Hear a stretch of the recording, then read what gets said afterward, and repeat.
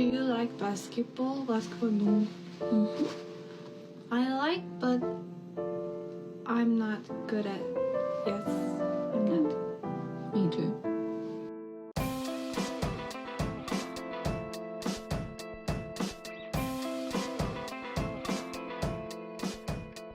Hello, everybody. Welcome back to Hello. the... Oh, shit. Hold on. Shut the fuck up. Shut the fuck up. I had to press record on my SD card thing, too. Oh. Hello, everybody. SD cards. Look at the card. Bad. Hello, everybody. Welcome back to the State of the League podcast, the only NBA podcast, openly funded by the CIA. So We're the only NBA podcast that is fiscally left, socially left, astronomically right. Astronomically right. I just saw something that would actually piss you off. Let me pull up my TikTok real quick. Oh, brother. Can you see this?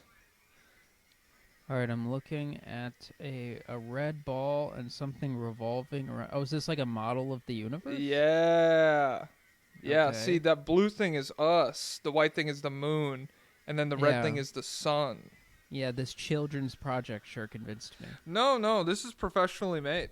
This is by an organization. They, Oh, by a women's studies major? No. A woman didn't make this, dude. A woman did not make it.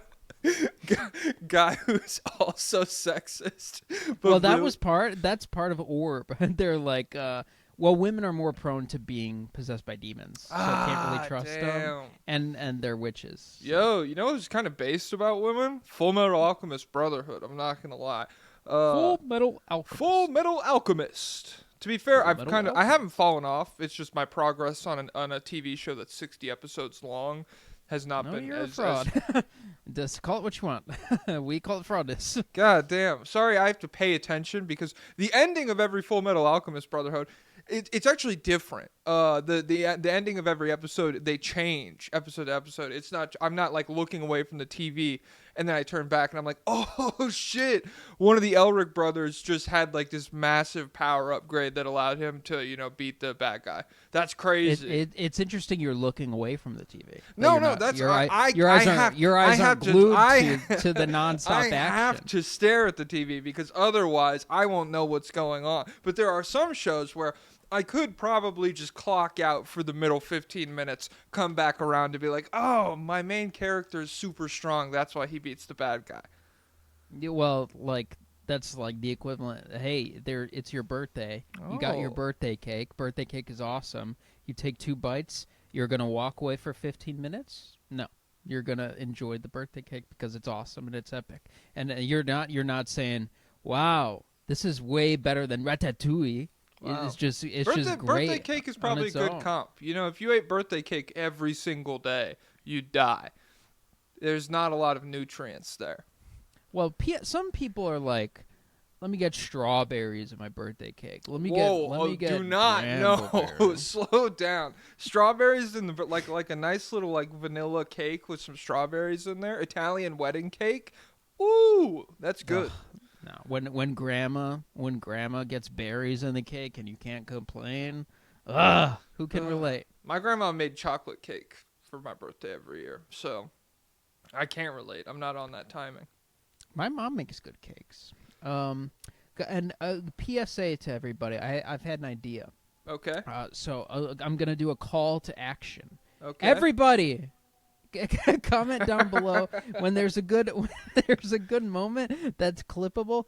Comment. Yeah, clip that. guys. Clip you that guys are doing so many fucking bits in the comments, being like, "Oh, the big cheese. Oh, here's the timestamps, everybody." Could we actually have you guys point out some moments that might do good on social media? That would be really helpful. Say clip that. Clip that. Because now every time you guys should be in the content minds like the Andrew Tate fans and putting our clips everywhere, but no. You all are in third period. Yeah, losers learning. I mean, seriously, what's that going to get you? What could third period pop? What is it? Which is it real? Astronomy is the study of the stars, or astrology is like Capricorn? Well, they're both real. Yeah, but like. No. Astrology. You seem like someone who would buy into astrology. I'm not going to lie.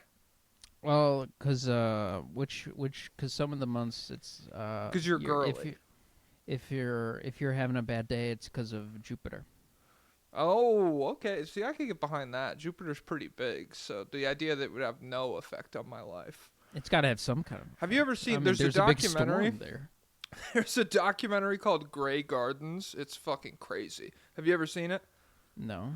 Oh, I watched it for. Sounds like a garden I wouldn't be into.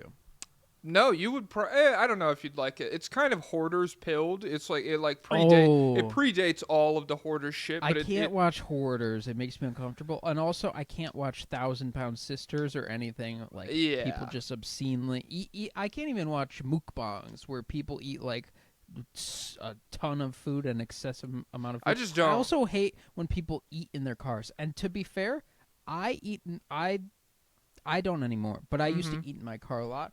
But I'm not doing what they're doing. They're like dipping stuff in huge sauce. Yeah, if there's loose liquid, I'm really uncomfortable if you're eating on a surface that, like, if you spill it, the liquid will get absorbed. If it's like upholstery or rugs or whatever.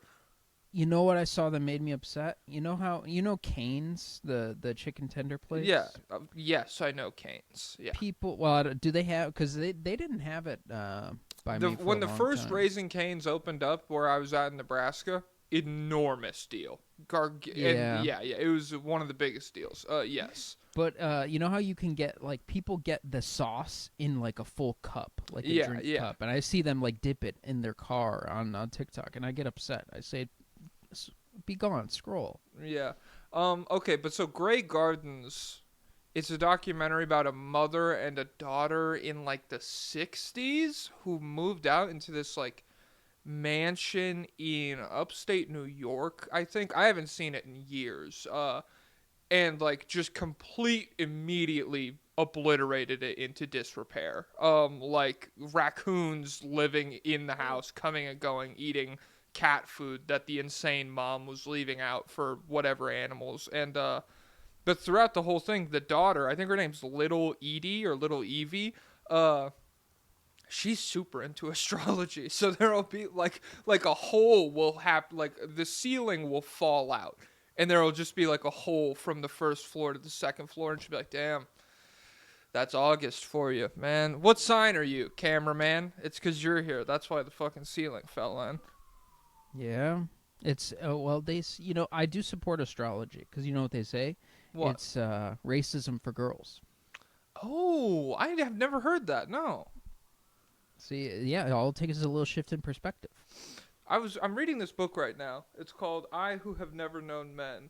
It's about, as far as I can tell, like a bunch of women. It opens up, they're all kept prisoner underground, and they have no idea about the passage of time or anything. Bulls fans be like. Pretty much. And I thought it was going to be a really good moment about, like, women can be evil assholes too. But instead they're just fucking living life together peacefully and everything. So whatever. Because more feminine propaganda, more misandrous propaganda. I swear. I had baklava for the first time. Oh my God, like you're really expanding your horizons. Baklava and Ethiopian food over the course of like 2 weeks. Oh yeah, I almost got Ethiopian food again, but it's a little pricey. It is a little pricey, but it's good. What'd you think of baklava? It's pretty good. Would have again. Yeah. I just had something good. Oh, flan. I picked up. I was at a bakery, and I got a nice baguette, and there was a piece of flan just in the case, and I was like, give me that. What am I doing now to get it? Come on. It was so fucking good, dude. Oh, speaking of Gavan, I started locking into him up more. Pretty good? He's crazy. he when he said screens, he's like trying to kill people. He's like, good. And he said so many illegal screens, and they don't call him a lot. But he is more raw than I thought. But still, Ringer, big news for draft people. Ringer draft guide is out. For the first like 10 or 12. I think they did the lottery. No more KOC. The great Kyle Mann is at the helm, and Danny Chu, I think. Okay. I don't know his work much, but yeah. And they start up the Ringer NBA Draft podcast again. So we're we are free from the shackles of KOC. I don't. Reed Shepherd might be the next Derek White, and then you turn on the tape, and he's blown by on ball constantly. Like you don't know what Derek White. That was. You know how. You know what upsets me? KOC is branded the Killian Hayes guy. Because he put Killian Hayes at 1 in 2020. I mean, that's what I was going to say when you brought him up. I was like, no more Killian Hayes #1 comps. But you've mentioned that you had Hayes pretty high as well. I had Hayes #1 as well. A lot of draft Twitter had Killian Hayes at 1 or super duper high. The thing is, KOC's reasoning, it felt like he didn't actually have him. It felt like he was just like, he put him there for no reason. And he didn't actually believe it, and he was just, I don't know, trying to get clicks. Yeah, part of it. And he did actually say later, like, he wanted to change it later on in the cycle, but he was just like, I'm just gonna go with it. He dug his feet in. Well, that's another. He definitely seems like a guy where if he says something that he believes 60%, and then everyone gets really mad at him about it, he will just never abandon that take. Like he's just full in on it. So I feel like he couldn't explain what he liked about Killian Hayes. I don't know. And there were a lot of inconsistencies with him. I'm sure I've had inconsistencies with prospects in the past, but something like he was like #1 Trae Young hater. Like, this guy can't play defense, this guy sucks or whatever. Okay. And he was #1. Trae Young is bad because the defense is bad. You'll never be good with defense is bad. And then he was a big Tyrell Terry guy. Do you remember Tyrell Terry? No, I do not. He was like a little smaller than Trae Young, couldn't pass, but could shoot. He was like a little Seth Curry type guy. Okay. And KOC had him lottery, and he was like, he relocates like Steph Curry. So this is why. And then he ended up going in the second round, and he retired early because he had a health issue thing. No, he just didn't like the stress of the NBA, which is based. Yeah, that's totally fair. But but KOC was crazy for having him that high. Yeah. But I had Sharif Cooper. High. So glass house. I like Sharif Pooper. Ashcash didn't ruin his career, guys. The NBA decision makers. Don't blame a woman. Blame that bald slut in the controlling the NBA. She's a I don't fully know. I think she is an Instagram model. Might be an OnlyFans model or something like that. Okay. But she was like a well-known baddie on the internet, and then Sharif Cooper started dating her, and they said she sucked the talent out of him. Damn, that's graphic. It's a graphic image. Don't picture it, dude. I'm trying not to, and now you're stop picturing it. Shit, stop. Well, do you want to get into this fucking stupid idea? Oh, it's not a stupid idea. I actually like our conversation. Today we are set up. Just a 180 in 1 second. Well, it's because I'm reactionary. So something can only be extremely good or extremely bad. A giant has overtaken the city. Good or bad? Is he destroying the city, or is he trying to run it more efficiently? He stepped on 3 buildings so far. Ooh, I'm gonna say good, because assuming he's downtown, these are probably extensions of corporations, and they can afford it'll probably open up new jobs, really. Rebuilding 3 buildings. It was actually 3 women's book club buildings. Hey, even better, am I right? Nah, just kidding, women's book clubs. We love you. We see you. And I don't know. If you're able, well, remember, I'm astronomically right. So I think if women read, that's the devil. Kill them.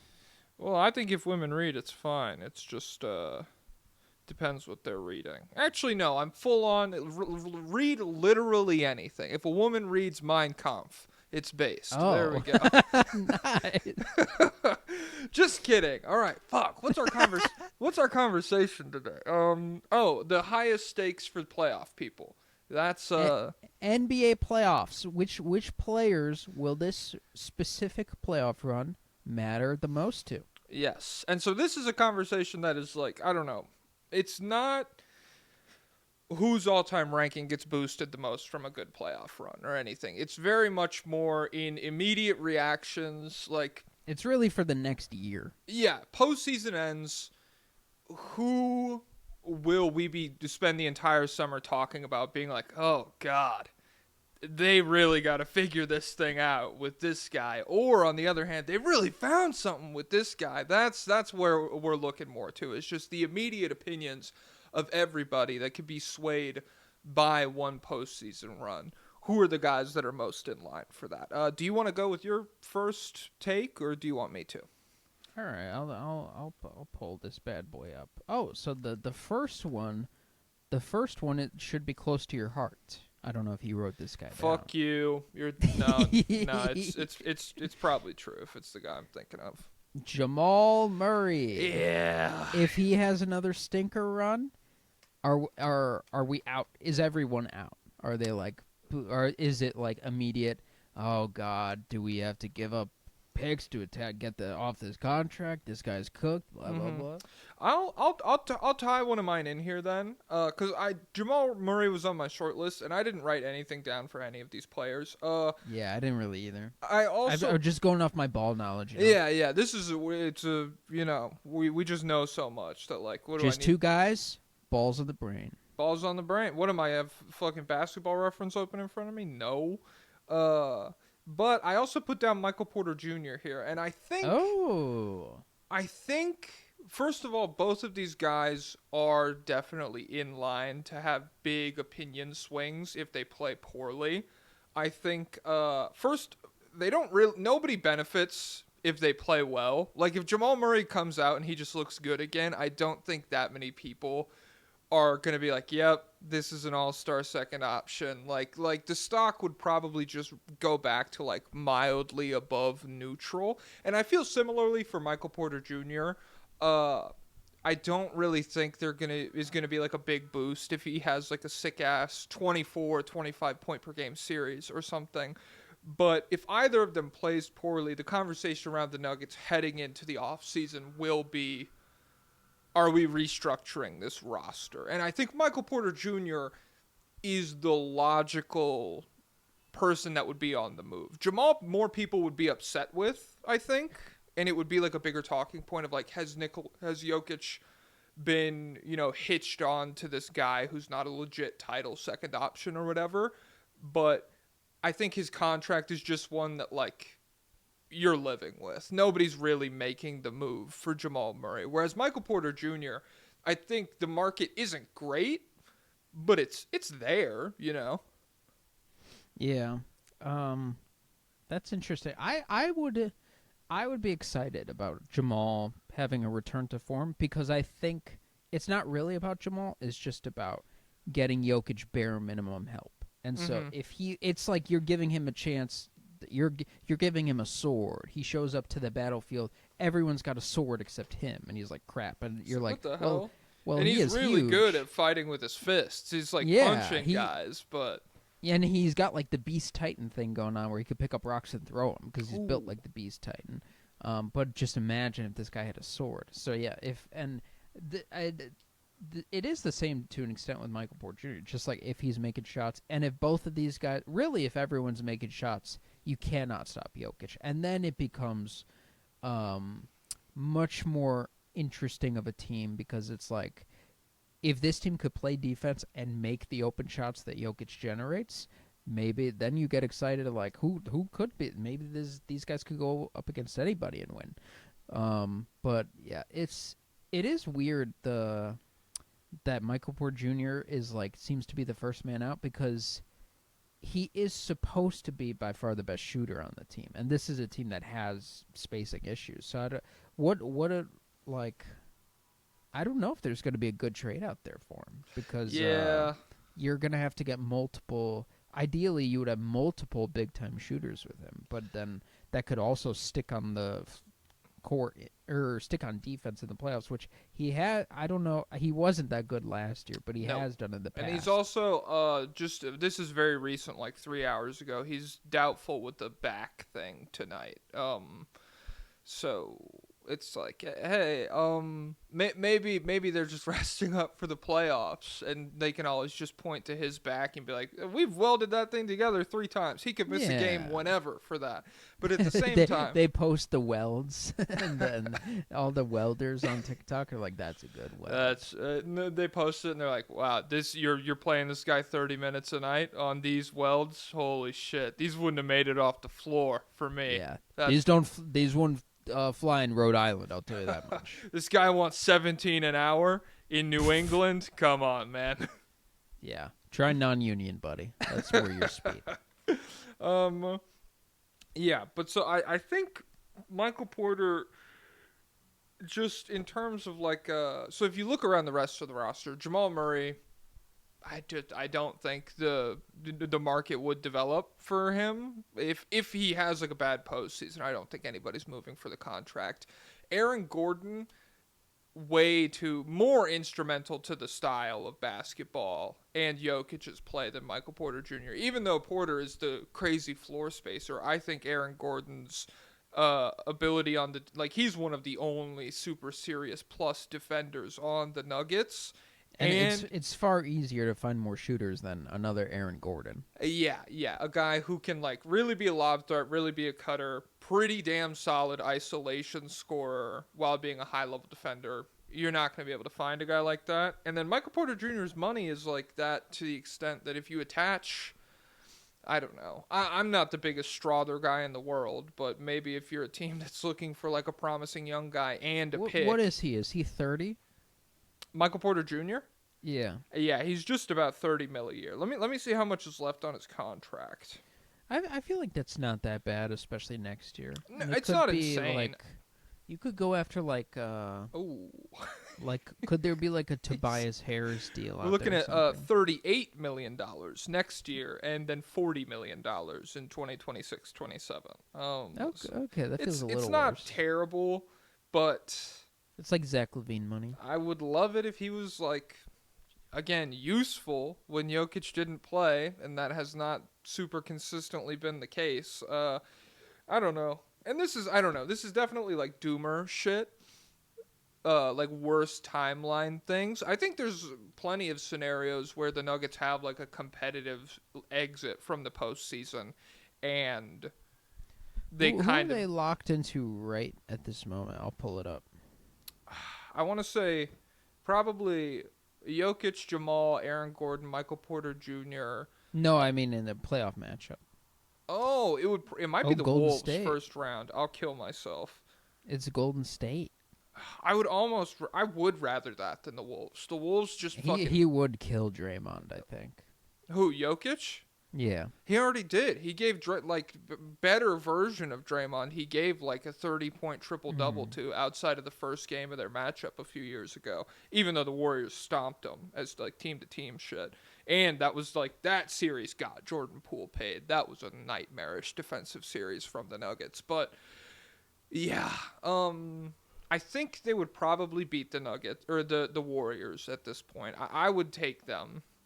And then whoever you get in the second round, like if you go up against the Thunder or whoever, and it's a serious competitive exit, the front office is probably comfortable with running it back. And I don't know if that's the worst idea in the world. It's just kind of this question of like, are we going to get a normal NBA again while this window is open? The normal NBA that you always talk about, where there's not like Cavs, Celtics, Thunder. Well, for the record, Cavs are normal to me. Oh, hey, okay, that's fine. But they're third, so I mean, whatever. Yeah. And you know what? Like all the news coming in light of the Celtics sale, it does seem like that could be next year, maybe. And that actually leads me into I'm going back to back like Drake. That'll lead me naturally into another one of my picks, which is the Celtics. We're talking about the Denver Nuggets odd man out. The Celtics are almost definitely going to have an odd man out. I saw some people. I saw one dude on TikTok speculating it could be Jaylen Brown. I don't think that'll be the case. Yeah. I think probably like if Drew or Porzingis have an iffy run, then they might pull the plug. I don't know about Derek White because he I believe he's a lot cheaper. He's on a great contract. Let me see. Right? I'll pull up their payroll right now. Yeah, because I was thinking, like, if Drew had an awesome playoffs, but Derek White had a iffy one, would they part ways? But I think there'd probably be a money difference. 20 mil this year, 28 next year, 30 mil, 32 mil, and then 35 mil essentially in 2028, 29. So he's under contract for 4 more years, and he never breaks $35 million. And he's younger. Yeah. So I mean, he's 30. He's 30. It's like, I don't know. But He'll Drew be able is to like do 34 or Oh, something. yeah. Okay, if we're doing him versus Drew, yes, he is much younger. Yeah, I don't know. When I think about Derek White, I think about it's a similar argument to the Michael Porter Jr. thing, where the market for White as a role player, like any competitive, you would probably drum up a lot more business from competitive teams trying to give up shit to get Derek White than you would for Holiday, or certainly Porzingis at this point. I really don't think there's that much of a market for Porzingis, but he'd be an interesting bet for a lot of guys. I mean, I don't know, like, I don't think it would happen, and I really don't like Porzingis as a person, so I could do without it. But, like, if the Nuggets took a swing on him as, like, backup center, or like the Grizzlies, or even like Golden State or somebody, there'd be a lot of places that would talk themselves into. Yeah, that's fair. We just need him for 30 games, baby. Yeah, that's all we need. Yeah. So, I think the Celtics, there would be somebody here, and so I think we should also, when I was thinking about this as a concept, we should maybe talk more about, like, what the postseason situation that would lead to this looks like. And so for the Celtics to have an odd man out, for them to, like, really think heavily about moving off someone this offseason, I think it's a bit more of a foregone conclusion for them than it is for the Nuggets, where even if the Celtics have a competitive series and lose in the finals to the Thunder or lose to the Cavs in 7 or whatever, their team is just so expensive that it's a lot more difficult to be like, hey, let's just circle back. We can get them next year or whatever. Yeah, and they seem to have, they just have more cards to play and more options to, like, tinker with the future of their team, whereas the Nuggets are like, they're like, all right, we gotta find a good second-round pick. And if Day'Ron Holmes is the same, God damn it, dude! Someone pissed me off on Twitter the other day because I was just like, "Hey, ask me NBA questions," and they were like, "Do you think the Nuggets season would be different if Holmes was healthy?" And it just like brought up everything. Where I was like, "Why did he have to get hurt, dude?" It's not like it changes. It probably doesn't swing a playoff series or anything stupid, but it would just be nice to have a good bench. I don't know. Jokic was a second-round pick. You know who's been hooping lately? Peyton Watson. Let me see Peyton Watson. 3-point percentage since he came back. I think he's been cooking, dude. But yeah, so Boston Celtics, this could be the last dance. The TM. last dance. TM. Oh, 50% from 3 over the last 12 games. Peyton Watson, I fucking love you. Wow. Okay. Let me get a pick off. Let me think about this. Fine. 28 minutes. What if I gave you the entire New York Knicks roster? Really? Yes. I think I talked about Project 94. I talked about this already, but Poopject. Poopject 90 whore. Maybe it does. I don't like the synergy with that one. Yeah, we'll workshop it. It's all yeah. Okay. But so the Knicks. Poop Jack number 2, maybe. I don't know. Wow, that's great, dude. Oh fuck! I have a foot cramp. Oh my god, I'm dying. Holy shit! With hosted by Ballsack. Don't give a fuck about your stupid and names Jack right off. now. Oh my god. Holy Today shit. we're gonna talk about the biggest. Yeah. Okay. Really, the momentum carried on that one. The Knicks, I don't think they will beat the Celtics or the Cavs, and I don't think anybody else really expects them to. I just think if you're looking for, like, make or break postseasons, the Knicks need to like look like they could be competitive in a series with one of those two teams over the next 2 or 3 years. If they got some injury luck and made some moves around the margins, what few moves they have available to them. I think, well, like you said, I don't think anyone expects them to do that much damage in the playoffs because of the depth. Like, it's just so bad at this point. Well, do you know the average that they've been? Okay, so they're 0-7 against the Cavs, the Celtics, and the Thunder this year. What do you think they're losing those games by on average? Is it like 12 or something crazy? It's 20 points per game. That's bad news. And I do still feel like starting lineup for starting lineup, like they're on the same level as the Cavs. But yeah, I guess they do. They do have to. Brunson has been good in the playoffs the last couple Brunson's years. incredible. He's not who I'm worried. Honestly, he moved me more. Like, going into the playoffs last year, I was like, no way, this short idiot could be the guy on a title team. You guys are stupid. And I still think it would be one of the more miraculous runs. It would be nutso if he were to do what he did last year for an entire playoff run. Yes. Like we said over and over, it was a modern-day Iverson run. Efficiency, nah, but it was a Hercules. He was Atlas carrying the planet. Mm-hmm. Imagine if Atlas was 6'1", and in the sky they were all 7 feet tall. That's fucking crazy. Yeah, but so Brunson's good.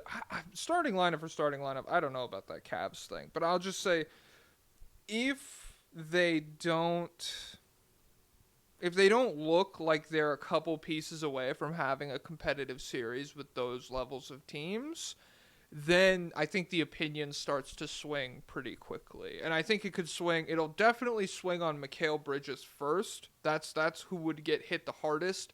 But I think depending on how the postseason goes, if they were to just get fucking nuked, they just could not guard anybody. Like, the defense was terrible. I think Cat would be in a lot of hot water with people as well. It will definitely affect Cat for me because I'm still at a point where I'm like optimistic about a playoff run. Like I see like, oh, Jalen Brunson, Cat, their pick and roll's the most effective play in all of basketball right now, or so. I don't know if it still is. It was for a while. Mm-hmm. And he's putting up crazy numbers, and I still expect him to mostly be that at least in the playoffs.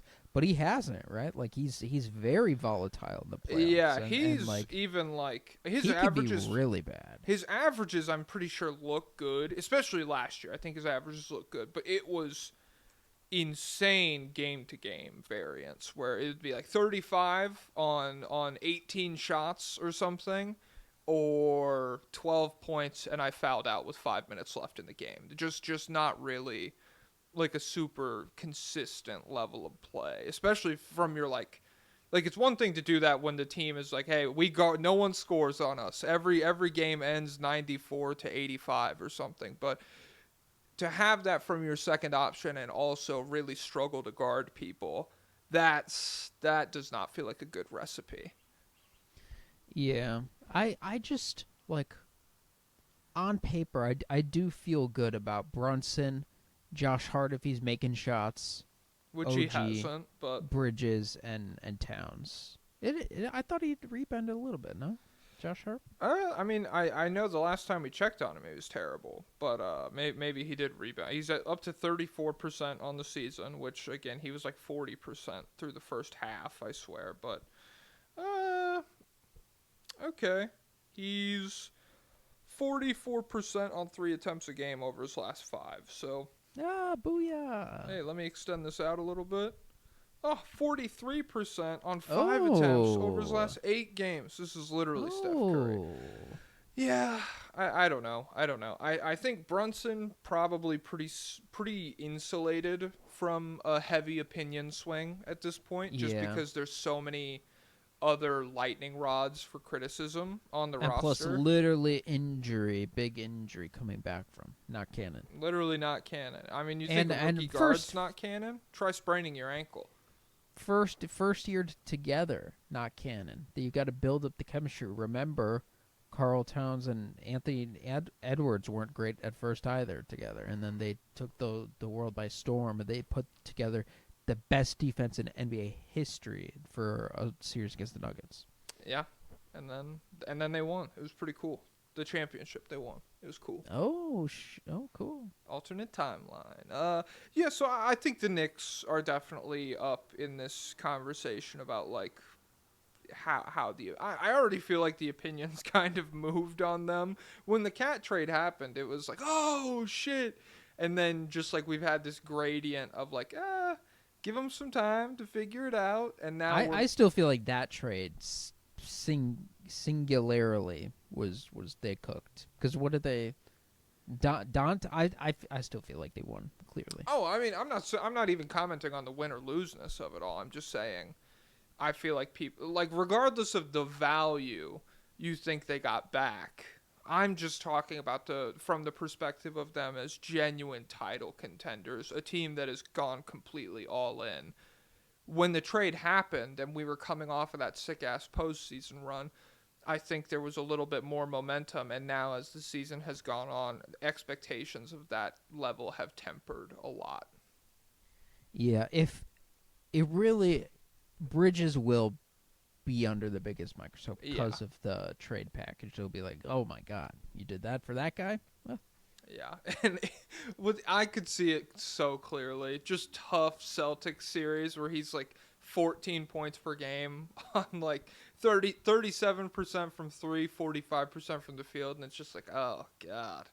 And people will turn on that Villanova thing so fast. They'll be like, oh, you won a college championship? Wow. Oh, the one Chris Jenkins won on a buzzer beater? Wow, why don't you go get him? Get Spellman. Go get the rest of the boys. Get Jay Wright. Oh, I wonder if we... So, naturally, when they flame out and everyone is dead and everyone's playing with their limbs falling off, there will be some Tibbs questions. And will there be Jay Wright? Will it be like, Jay Wright is on the betting odds favorite to become the head coach of the Knicks? No, I just don't think the Knicks, no matter how bad the media scrutiny gets, I do not think the Knicks will move on from Tibbs. I just don't think it'll happen. Like they could spend an entire week being like, Tom Thibodeau was throwing cold cuts around at practice and like he was abusing his players, and the Knicks would just be like, that's our guy. We're riding it out with him. Did you see new Mind the Game season announced? I did, with Steve Nash. Oh my God, what a blast Low that key, is gonna be. I won't say it's an upgrade. It's just a very different kind of like counterpart for LeBron now. Because like LeBron and JJ was cool because it was like probably the best player in the history of basketball, and then a guy who just one of them. I love all the LeBron songs going on right now. They're so good. I'm talking about the man on the Lakers, LeBron. That's Bron. But the Nash LeBron thing is cool because it's two guys who were MVP. I mean, whatever you feel about Nash, one of the best offensive players of all time. Definitely deserved the first one. I'm pretty sure he deserved the second one. I think the second one he deserved more because it was like, oh, we lost Amari Stoudemire and we won 3 less games. And the first one is like, what if we had the same roster as last year but swapped out one guy and went to 60 was that wins? Marbury for Nash? Yeah. Yeah. And so the LeBron Nash thing is cool just because it's like, okay, well, I'm literally the Hulk. No one's ever been as strong as I am.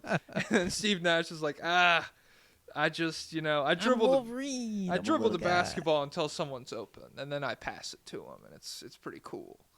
Yeah, I do think JJ, like, I really liked it because JJ was like hardcore tapped in to the NBA. Like, yes. He was like watching film like night to night. He was. I feel like I miss the old man in the 3 almost more than Mind the Game. Like I like the old man in the 3 a lot, just as like deep dives into stupid niche shit. And mind the game is like it's not like a casual viewing experience. It's like it's like a class. It's like a lecture. But yeah, JJ was locked in, and he was like meeting with coaches and stuff, and like talking schematics and stuff, and picking their brains, and he was really in tune. I hope Steve Nash has been doing that, but like he's not a public figure, and he was a coach a few years ago now, and his coaching tenure did not go well. But I don't know if I think we know that like Kyrie and some of those guys were like openly.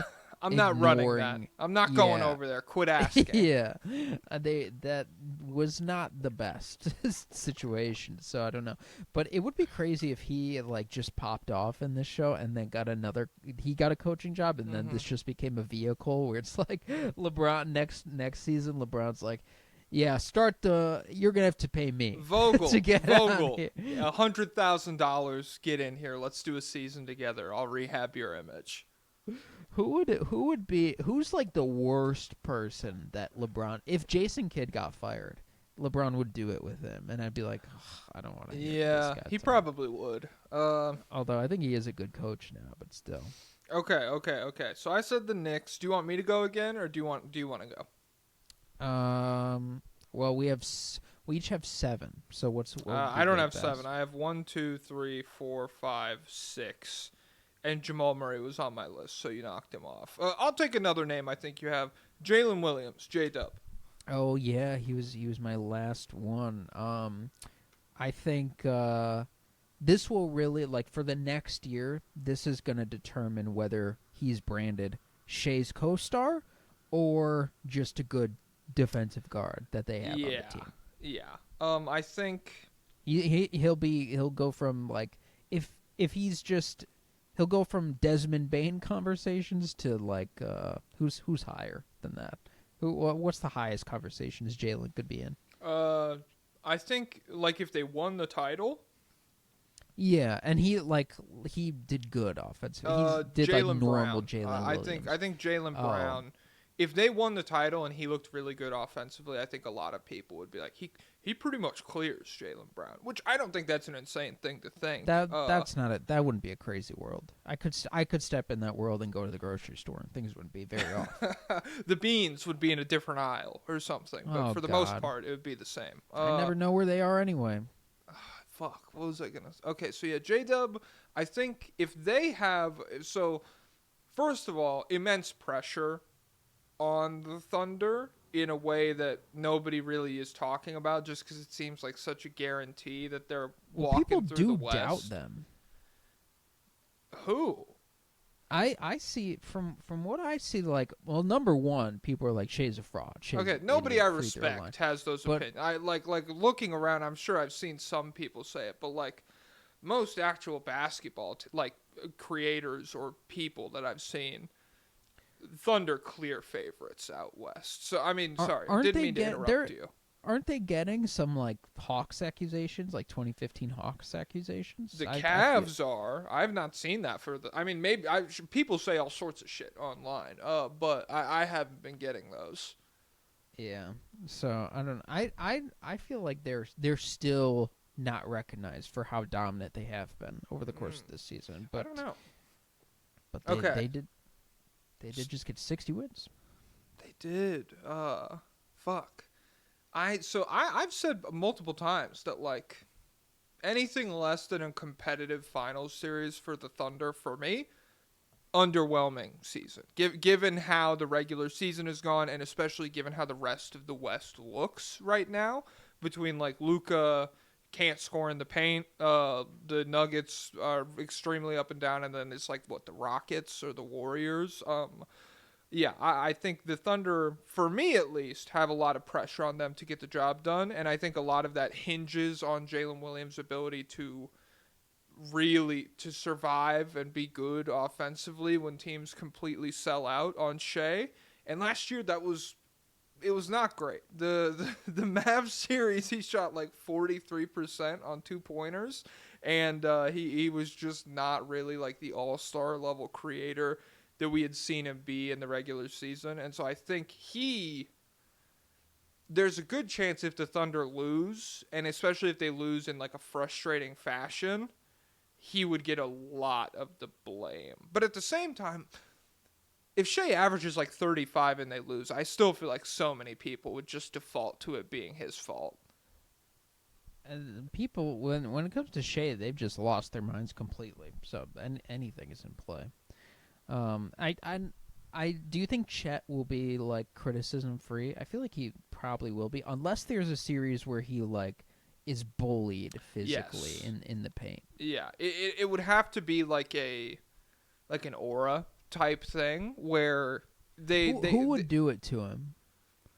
We had one. I did lobby as fake requests. I just did like a tally of what people thought about this. Oh, can you hear me? Oh, we lagged for a second. Yeah, I can hear you now. Okay.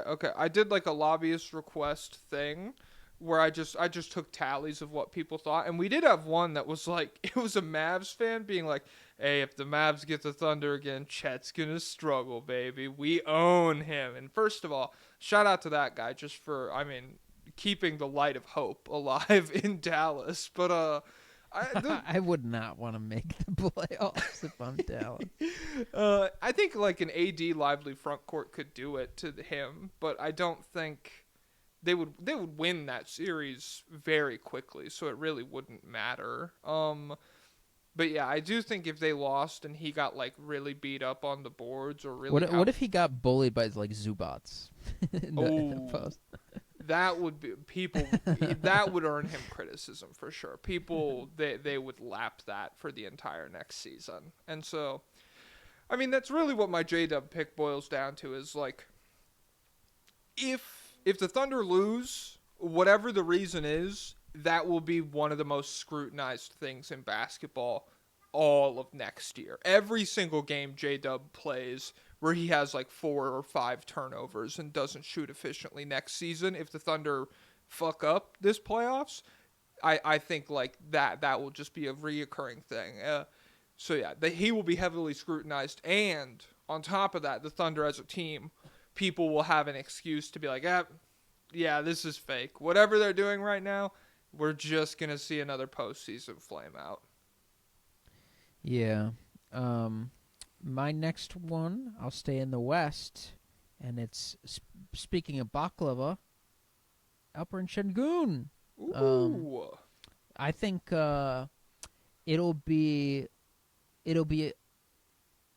a lot of discourse surrounding him, because he is like just thematically he's a different genre than the rest of this roster, and I think he will be branded as like a potential odd man out if he struggles offensively, especially in the playoffs.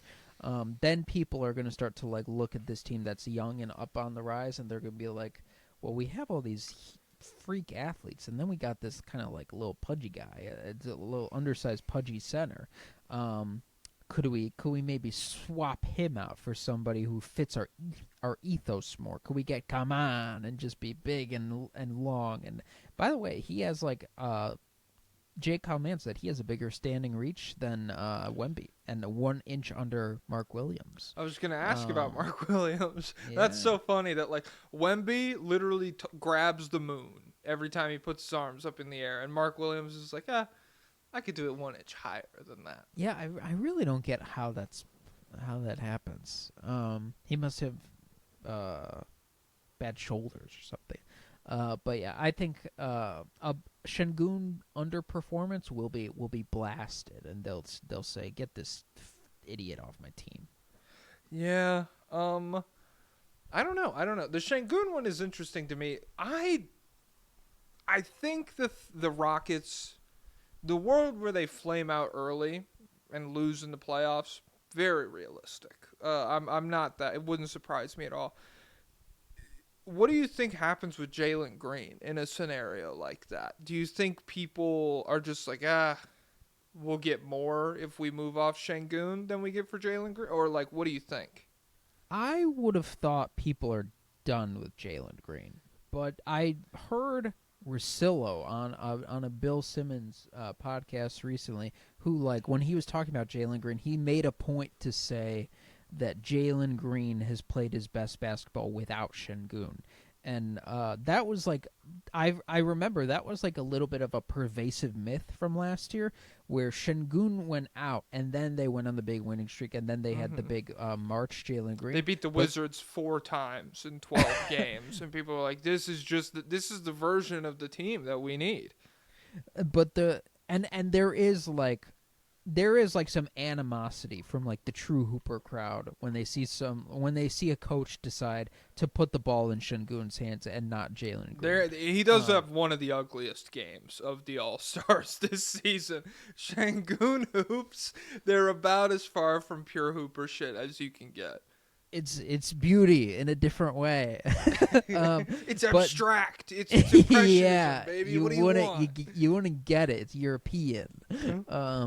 But the reality was, I remember last year, like, I think he was there for the first 4 games of the winning streak, and they really just turned up their pace to like the next level, and they could still play at that pace with him on the court. It just was like bad timing or whatever. Yeah. But for someone like Russillo, who's like, he talks about basketball. He grinds tape.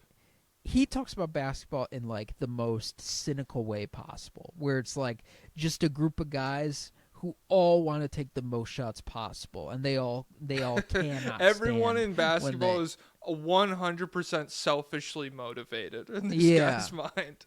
Yeah, it's like Game of Thrones. Every single game. Every possession, I need to sit on the Iron Throne. I'm not swinging this rock.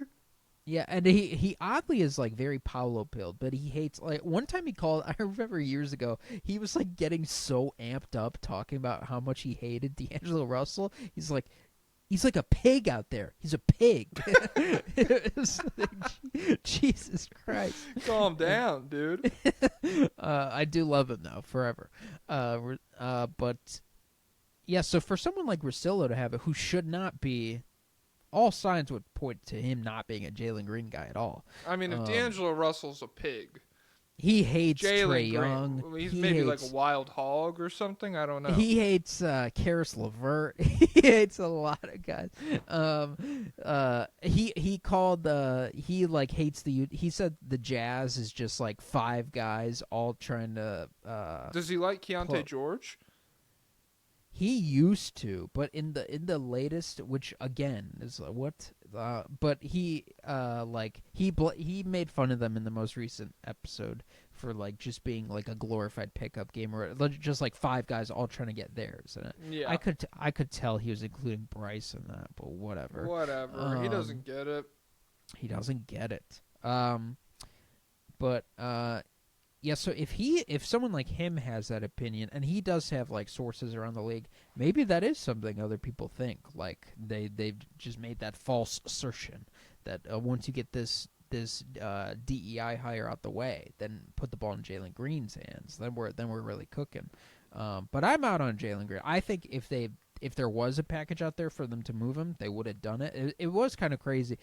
It sprung up last year after March. Remember they could have got their own picks from the Nets back? Yeah, it was like Jalen Green for their picks and Cam Thomas or something. Yeah, that would have been nice. I believe so. Yeah, but I'm already out, and I think he's a guy who shouldn't have that much trade value around the league. Yeah. Okay. I think I don't know. I've been.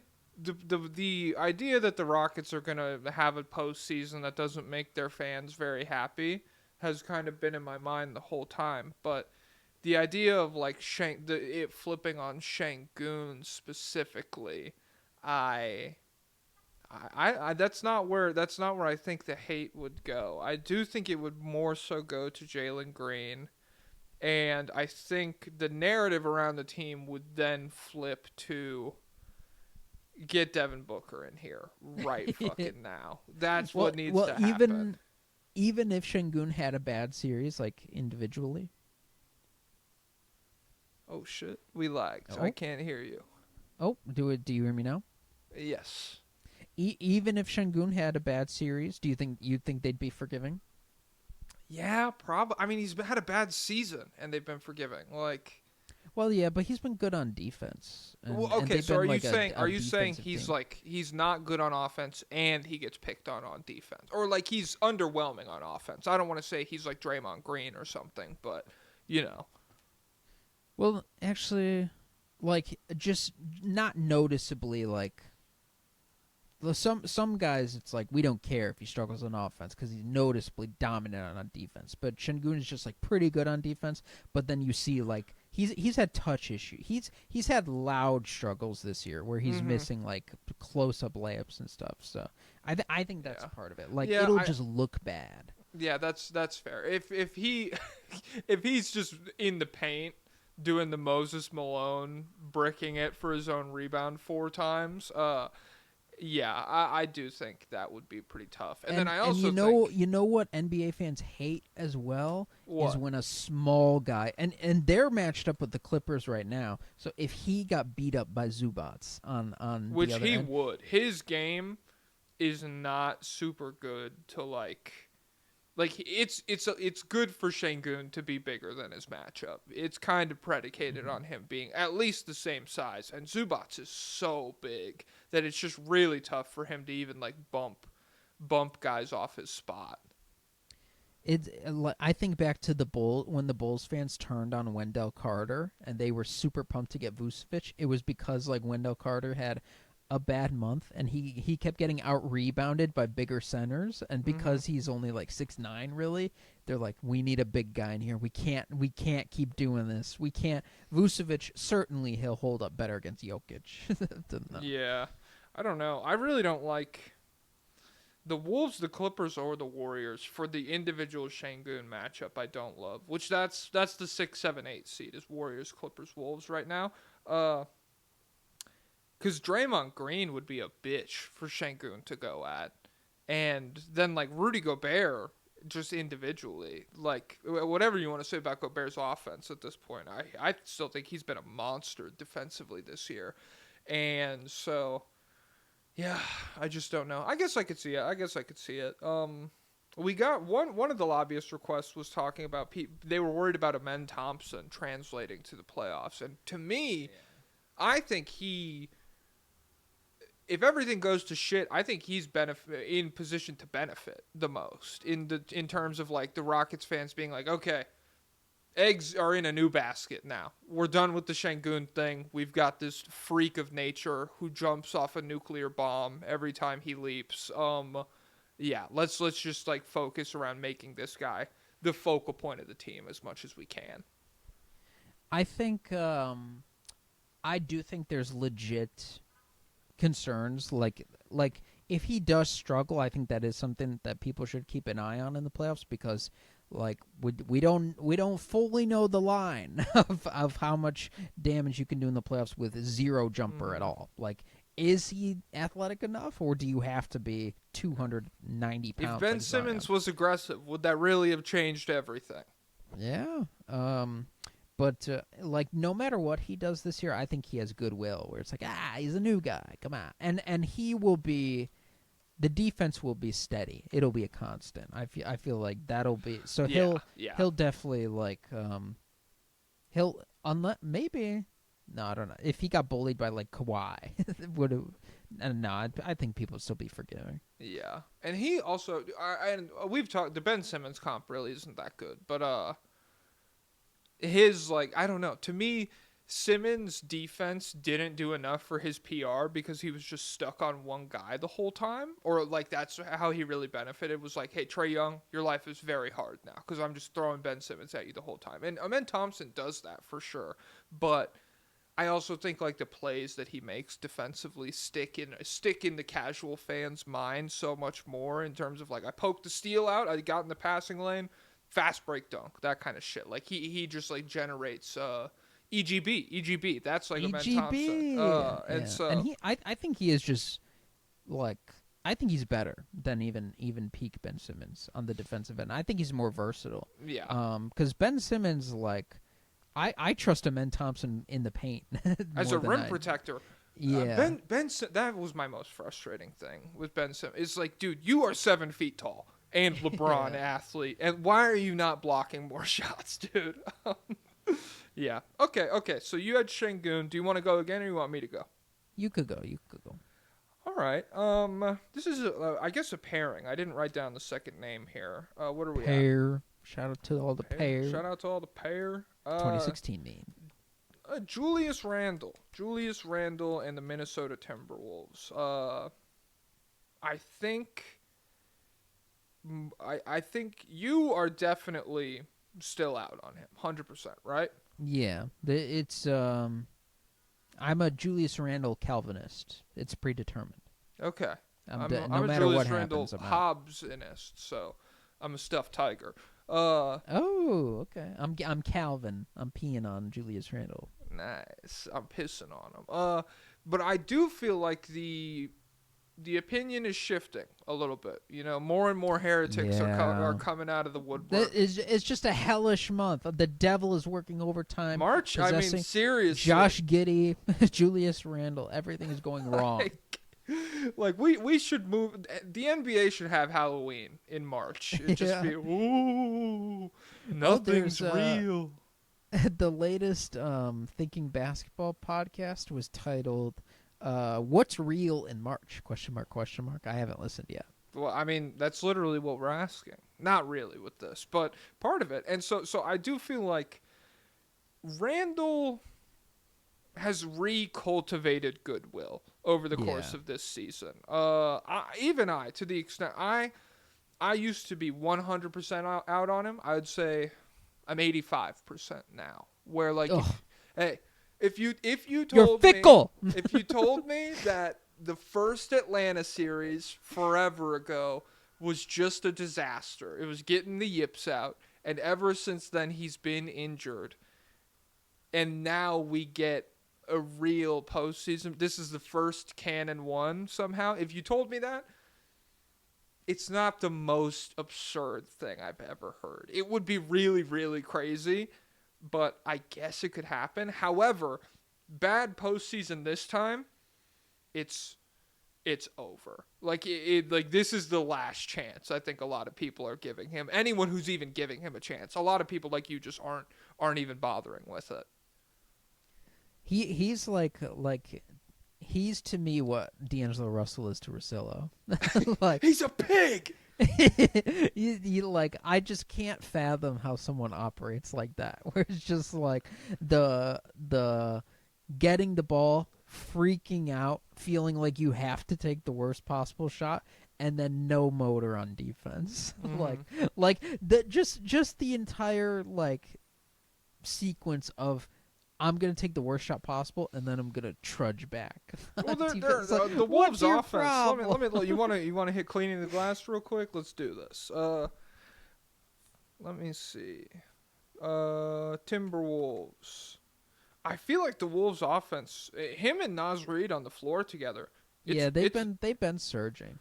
But I just want to see. So Julius Randle off. I want to see how much better the offense gets. And then what the defense looks like as well. Because I know the second he steps onto the floor, the defense is much worse. Where the hell is Randall even at, dude? And then the other name I wrote down, just while I'm looking this up, how do you feel about McDaniels in this conversation? Jaden McDaniels, what do you think? Oh, I don't know, because he... So he started off this regular season horrible, and now he's really been playing well. He's been playing like some of his best offensive basketball yet. Yeah. I don't know what kind of expectations people have for him, because there was a lot of McDaniels hype in the playoffs last year because he was hitting shots, right? And people would be like, they got KD, we got Jaden McDaniels. So I guess it could only go downhill from last year. Yeah. Okay. So when Randall's on the floor, they go from a 91st percentile defense to a 66th percentile in terms of points per 100 possessions. 65th percentile effective field goal percentage. That jumps up to 77th percentile when Randall is not on the floor. Yeah, it's a pretty direct line with them just getting a lot worse on that end when he's playing. But I do think some of the worst shot available tendencies have abandoned him in over the course of this season. Just wait for a big game. Just wait for the spotlight. God damn it! And what's the worst is like this is obviously this is the most 4D chess opinion in the world. Like I'm talking myself into something. I saw the Roadrunner paint the tunnel on the wall, and I've been staring at it for so long that I'm just like. I think that's a real tunnel. I might drive my car through that. And so I don't know. I just the first Julius Randle All NBA season, it was fun, and I don't have as much hate in my heart for him as some other people who like his son's crying during the 3-point contest or whatever. And people are just like, yeah, fuck this guy. What a loser. I have a couple friends who hate Deuce Tatum. Like, they despise Deuce. I love him. That's such a funny opinion to have. Fuck this kid. He sucks, dude. I'm so sick of him. He didn't even do anything. His dad's just famous. Sometimes kids need adult ops. It's good for them. Hey, whatever. My next one, I'll go. So something will happen with the Cavs, right? Well, we haven't even. Yeah. If they, because this is like the culmination of this roster. This roster's been around forever. After last year, I was in on them last year, and then I was like, "Oh, screw these guys! This is just not going to work." And then they've turned it around. Yeah, we just did a circling back on our old takes episode for Project 94. I was going through some of the shit I was saying this off season or last off season, and one of mine was that like I really don't think shit changes if they just run it back with the Cavs. I hate the Mobley Allen spacing fit. I think they're really talented, but I think they'll underachieve again. And so, I mean, now that looks ridiculous. But if they don't win the title, like, are we just doing it again? I don't know. What do you think? Well, so, like, if they flame out, but then the Celtics blow up somehow, then I'm like, hey, we were normal NBA contenders the whole time. And like, Evan Mobley's still so young, Darius Garland, but I was going through each guy, and I was like, well, Darius Garland was bad last year in the playoffs, but jaw injury, not canon. His first playoff run, he was good. I have my reservations about Darius Garland defensively. It's okay for you to question him, but when other people question him, it's like, guy, check the tape. Come on. I don't think people. I feel like he doesn't have that tag, playoff dropper tag, or no, what? just defensive liability tag. I don't know if he does, to be honest. I feel like I'm the only one who's a doomer about him. I will say that. The doomerness of it all, I don't see that many people being like, this is a massive roadblock that we would have to overcome to winning a championship. It's more so just like, he's tiny. But like the combination of him and Mitchell, he does it's a real try thing. hard, right? Yeah. And so some people are like, there's a lot of people who think defense is just effort, like straight up. Hey, well, if you watch him guard, Tatum fucking bails him out. I swear to God. If you go watch the clutch moments of the Celtics games, Tatum's like, Darius Garland, elbow jumper, baby. These idiots put a short guy on me. This way I can shoot over him, shoot my jumper over him. He won't contest it at all. Nice try. Oh, my God. Kenny Atkinson. But yeah, so I was thinking, will he be under fire? But I think probably not. Then I was thinking, is Donovan Mitchell, like how many chances do people give Donovan Mitchell? Because I was originally super Donovan Mitchell pilled. Because he had like historic playoff performances, but then he had a couple stinker years, and it was like, okay, one of the good years was a bubble year, and then I guess the other, I don't know, was that 1 year wonder? But last year he was pretty good. I still feel like last year to me wasn't as good as the numbers look. I wonder. But also, it's like a situation. You can't go out and get someone better than Donovan Mitchell. Yeah. So, If you move Donovan Mitchell, you are almost certainly losing value. yeah. So I think he's probably in place. Evan Mobley obviously in place. So and then Jarrett Allen, I think this is a guy who's had playoff stinkers before. Mm-hmm. This is a guy who's had fit questions before. And remember last year I think it was in the playoffs where they were like, this guy's faking his injury. He could be playing more, but yeah, and then it came out that he was like, he had to get like his lung drained or something. They were putting a needle in his chest. I remember that. I don't remember what it was for. To me, bad postseason for the Cavs. It's gonna be Garland or Jarrett Allen gets the big opinion shift. People become more upset with them, and I think there's a world. Well, first of all, if we're talking about moves they would make afterwards, I think Jarrett Allen probably gets moved before Garland. Talking through this, I think it's definitely Jarrett Allen would be first on the chopping block. Yeah, it's just in the court of public opinion. I think there's a world where people are more upset with Garland by the end of it than Jarrett. I think Jarrett Allen there's a path forward in like a playoff loss for Jarrett Allen to be a neutral that people just kind of secondarily look at and they're like, okay, well, he wasn't great either.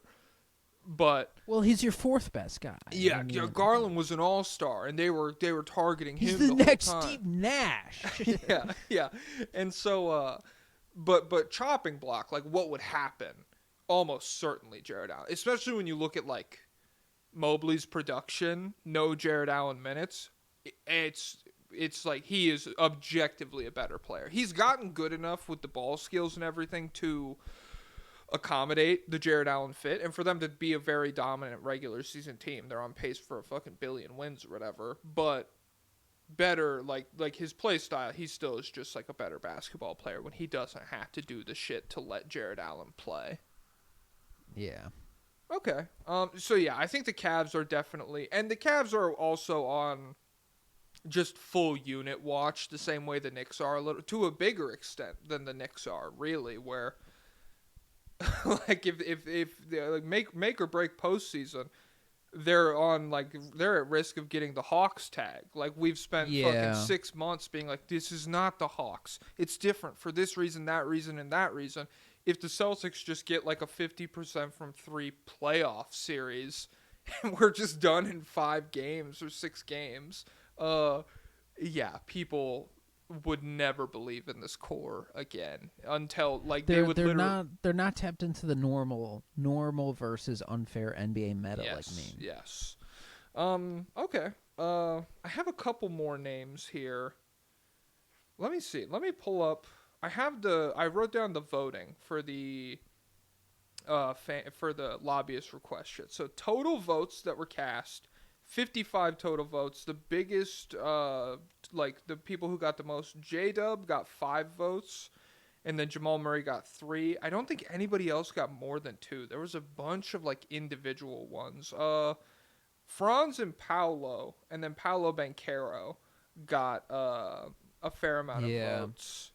And I think Paolo, if you want to talk about this from a positive perspective, if Paolo dominates the playoffs again, very much in contention for a big opinion swing up, where it's like, okay, we saw him dominate to start the season. We saw him dominate the playoffs last year.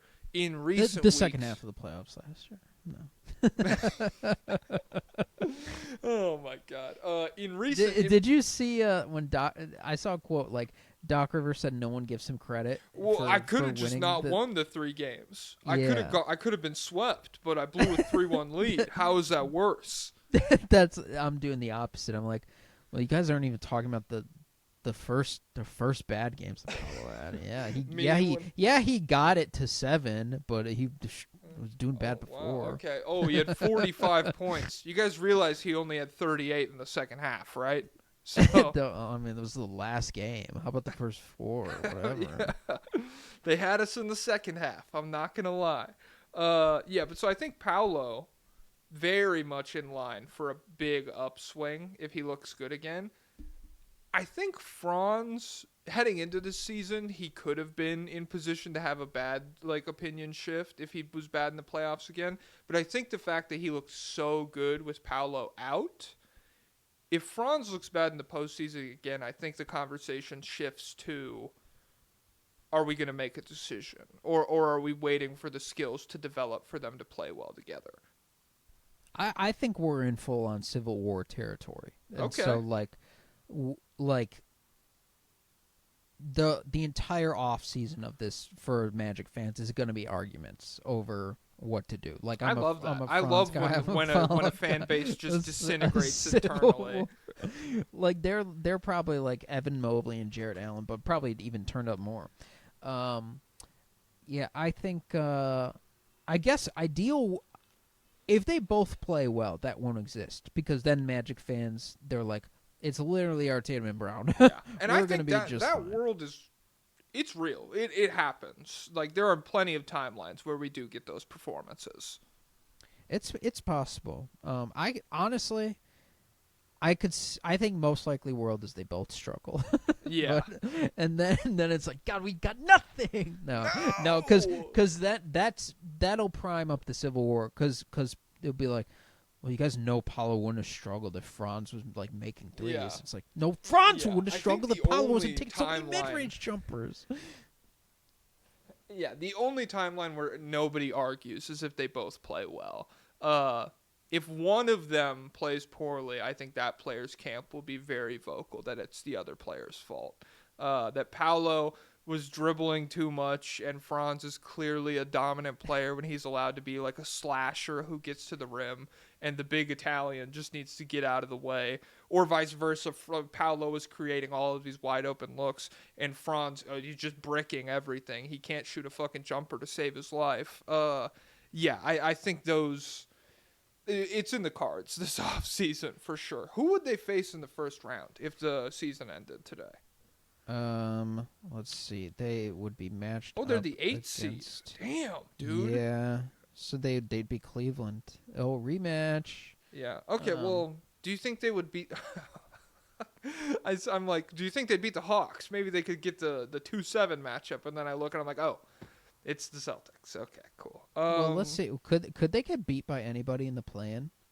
How does the play-in work again? Does seven, seven plays 8. All right, so they could lose to the Hawks. Like they could lose to the Bulls. they scored Yeah, 86 points in a game. They could lose to all these guys. What if they lose? What if they lose in the play-in? But Paolo has a great first game, but Franz has a great second. No, it's something like that. There's room for. This is my favorite complications here. conversation we've had so far. There's so many different ways that this could go. And I was thinking like, I would love it if there was an international element going on here, where like, you know how Slightly Biased said he'll get like Slovenian hate comments from Luka. I would love it if there were like Germans and Italians fighting over these guys, but I think the Italians are like, we're supposed to be fascists together. Come on. the Italians, number one, Paolo rejected them, the national team. He betrayed and number them, two, according to the prime minister. even if he picked them, they've got the dictionary of slurs open for any underperformance. So, by the way, did you see on our YouTube comments when you mentioned that you were going to Italy, Andrea Cambiaghi said, what part? I'm going. Where am I going? I'm going to Florence, I think. I'm not going to drop the dates. Oh well, shit! Drop the they know it's gonna be. They know it's gonna Drop be the around the hotel. fucking around the White NBA Lotus. Finals. So Oh, true. But yeah, I would love it if it was just, it was just like you open up like the Magic subreddit and it's like, it's especially funny because German efficiency. It's like, Paolo Beccaro does not play efficient style of basketball. This guy is not a machine. He's clogging some machine. German engineering versus the passionate emotional heights of the Italian argument. He doesn't scream. No technicals on the year. If he has no technicals. He doesn't care.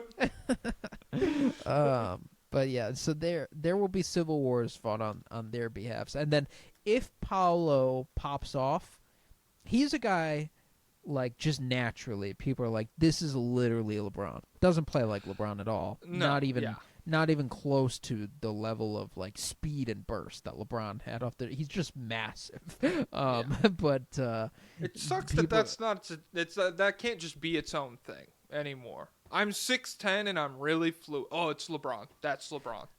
I think he will. I think Paolo will be a genre going forward, at least for me, because I was a doubter, but I do think his physical tools work on their own now. And so when I look at, like, a guy like Derek Queen in this year's draft, I'm trying to place him. He's very bizarre. Like, who's the most recent pure face up, like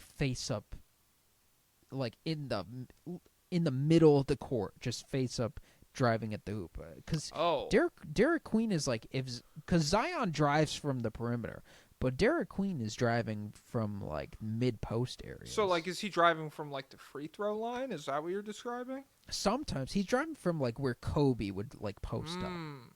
I don't think that's, like, a terrible Sengun comp. But, like, Sengun, his drives are, like, much more post-up, back-down type things. Yeah, Derek Queen is, like, He's like he's got the stride length stuff going on, and he's got, like, an explosive, powerful factor like Zion almost. Okay. And so he's going to be incredibly hard to place come draft time.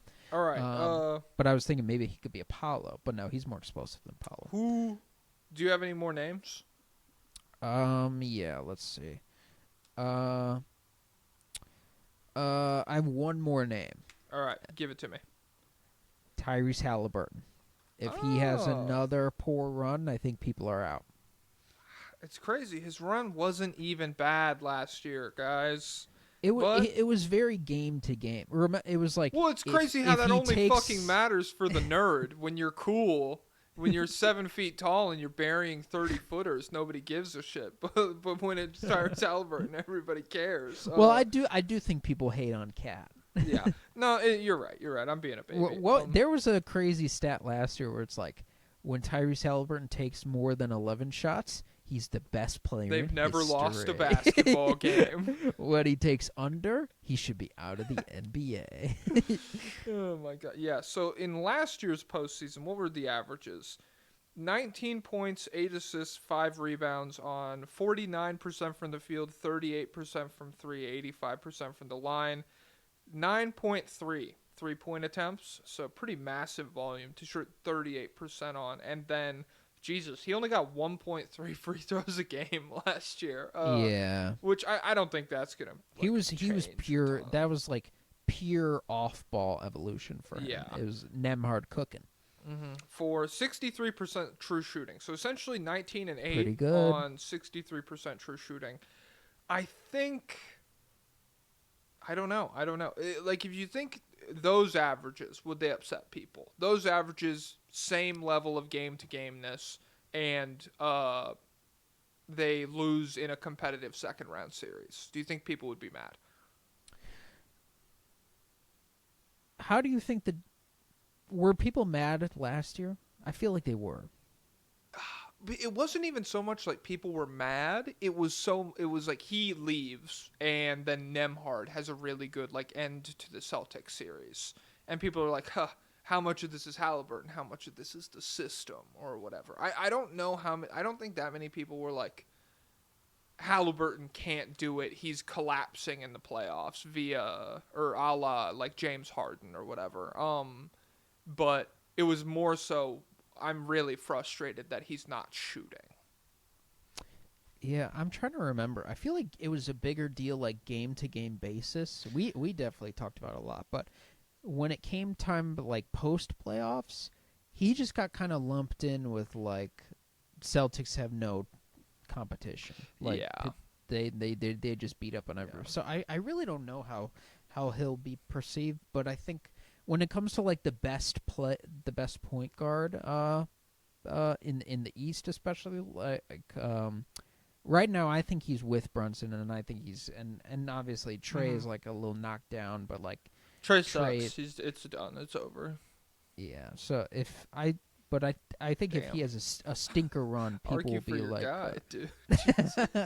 we lie in wait to get just come on once he's there. Oh, we'll be they're back not on getting. top. The Spurs have their pick. Genius. I was last night. I was thinking, oh man, once in a regular NBA, Trae Young becomes possible again. I can In a regular dream NBA, again. God, the Rizzlers playing good. I still wish they took Klingon, dude. Oh man, it would be sick. Even though he's injured a lot, but yeah. And well, now there's a wait. What's the protection on that pick? I saw a mock draft where the Hawks get come on at like 14. No chance he slips there though. I'd be shocked. Mm-hmm. Okay. Halliburton. I think if he plays poorly, yeah, people will be. And people don't like him already. Yeah, he no, he he's a really nerd. is like new Reggie Miller in every sense. Yeah. So I think it's a toss in the air if he has the same kind of deal as last year, where it's intermittent aggression and very game to game nature. Like fasting. Yeah, exactly. He's from 6 a.m. to 8 p.m. He's not shooting the basketball, so you better hope they get a late game. So someone tape his mouth while he sleeps. It'll fix all his issues. Did my girlfriend just knock on the door? Let me see. The fuck? The fuck? We're casting, dude. I'm podding here. Come on. Holy shit. So it's actually an iPod broadcast. That is the origin of the term. And so that's where it comes from. And now it's funny because many people don't even listen to podcasts on an iPod, on an iPhone, but it's just the vernacular has stuck. Same with Band-Aid. Band-Aid is a proper brand, but it's really a bandage. But Band-Aid has stuck, and as well as Kleenex. I got this.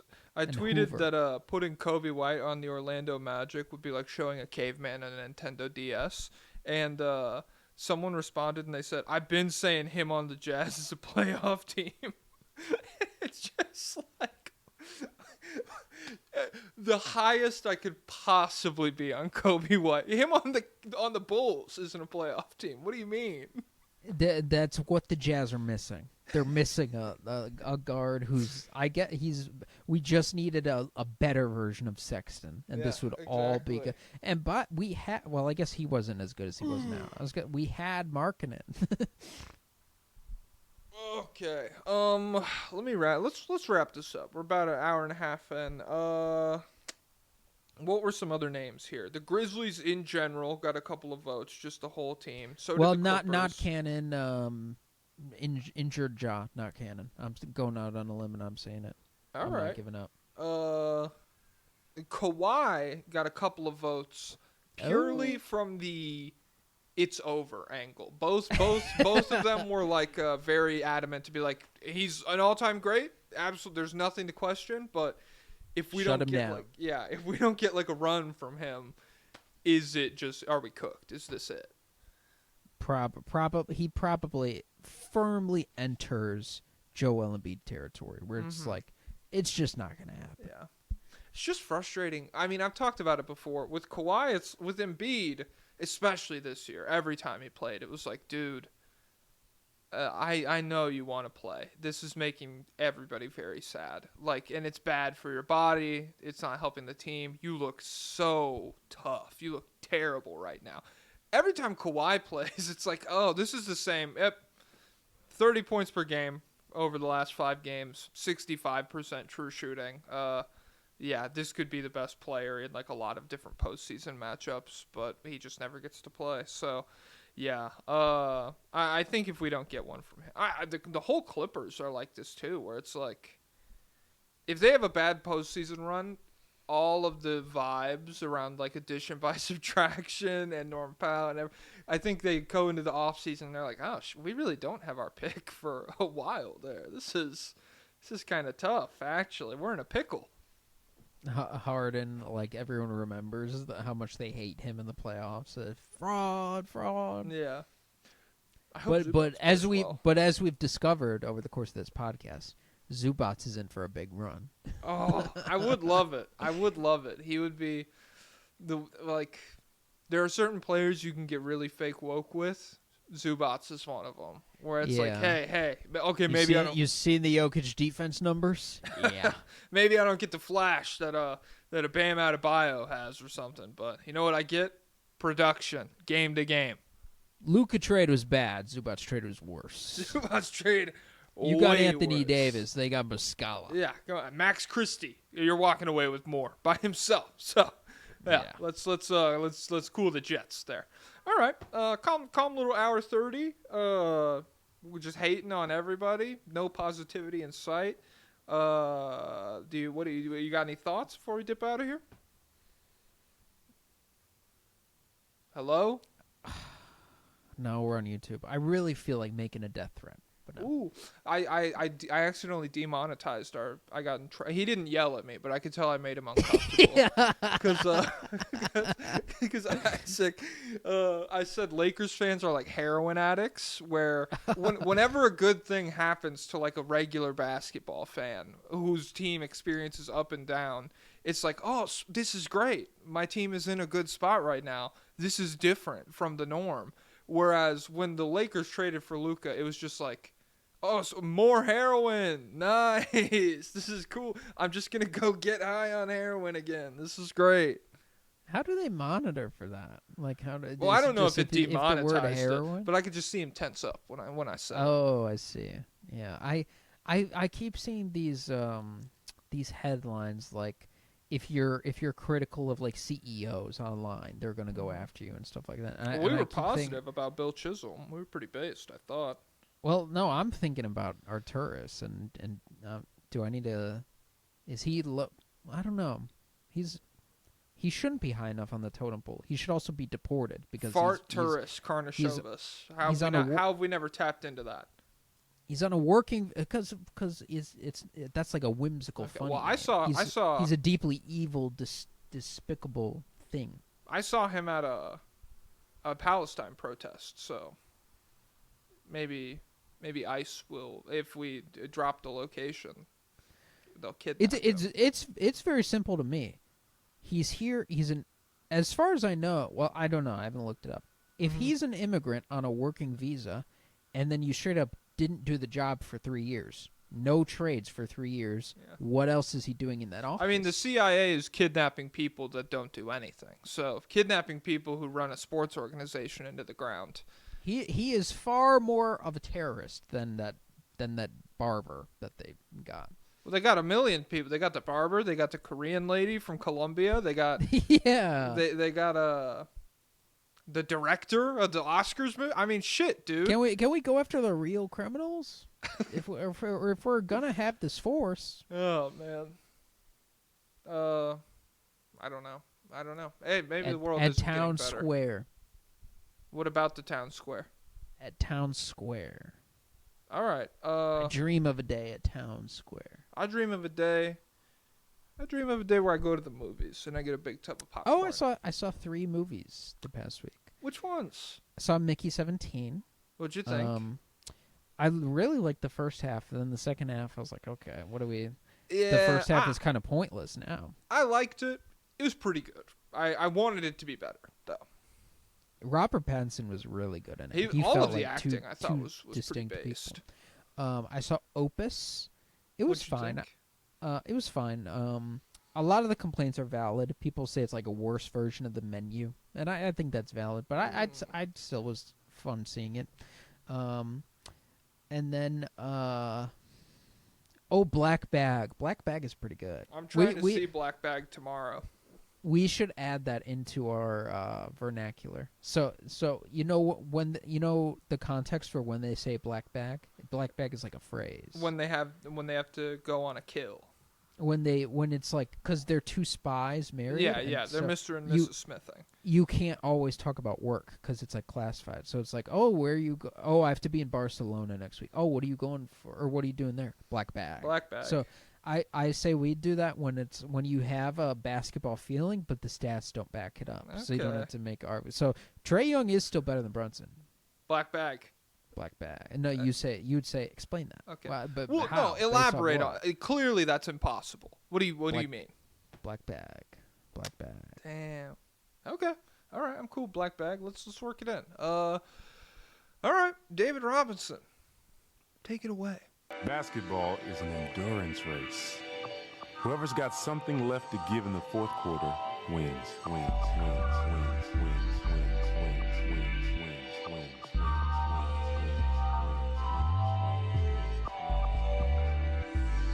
Up tempo means I'm gonna run you into the ground.